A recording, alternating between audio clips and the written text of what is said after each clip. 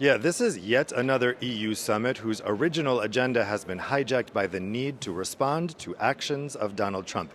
Just for clarity here, there are supposed to be 4 of these European Council summits per year. We are already on our 3rd of 2026 because 2 extraordinary councils were called, and the first one in January was in response to Trump's threats to invade Greenland. Now, of course, Iran, the war on Iran, is the big subject that they need to respond to today, and they need to respond to 2 things.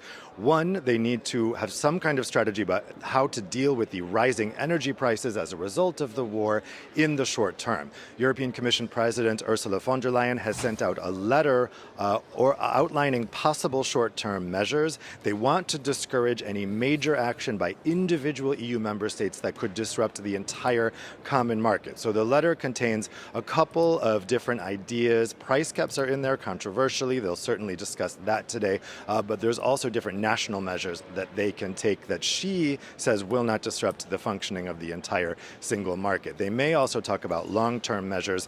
Giorgia Meloni, Italy's prime minister, has come into the summit today wanting to suspend EU climate law.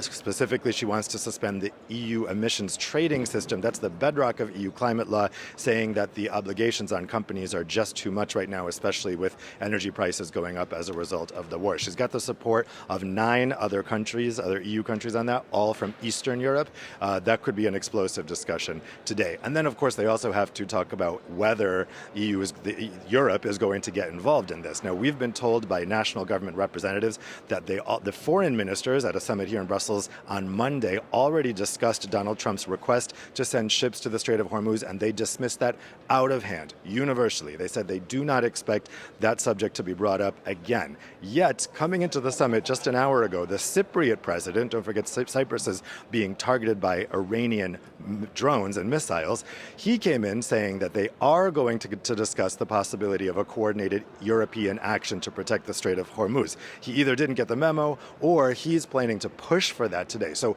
I think that's one to watch, because even though they all came into this saying, no, the question of protecting the Strait of Hormuz is settled, you never know if this could take on a life of its own today in these leaders' discussions. Yeah, all to follow. I'm sure Dave will be following it for us here on France 24. Dave, we also talked about Ukraine at the top there, and you talked about that hijacking. I mean, originally, a lot of the summit there was due to be on Ukraine. It still will be, though, of course, won't it?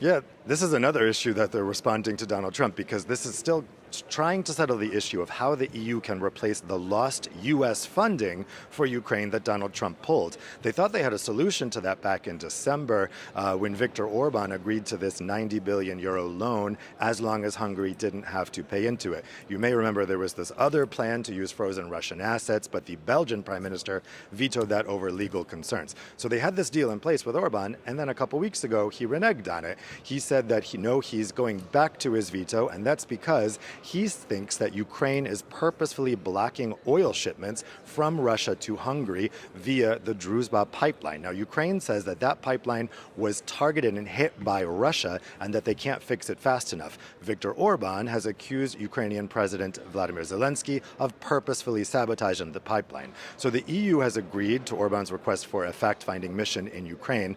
The leftover issue that they need to discuss today is that Orban wants Hungary to lead that investigation. The other EU countries want the European Commission to lead that investigation. But even if they give in to Orban's demand for Hungary to have an outsized role in that investigation, it's still not clear whether he'll end this veto today, because we have this Hungarian election coming up on April 12th, and this whole issue is seen very, very much as election politicking, and there's a feeling that Orban probably won't relent on this until after April 12th. But every day is pivotal for Ukraine because they are rapidly running out of funding. So they're going to do their best today to convince Viktor Orban to drop his veto, but it's anything but certain that he's going to. Dave, thanks very much. Dave Keating following events there in Brussels for us, and we'll be back, of course, with Dave during the day to update you on the latest.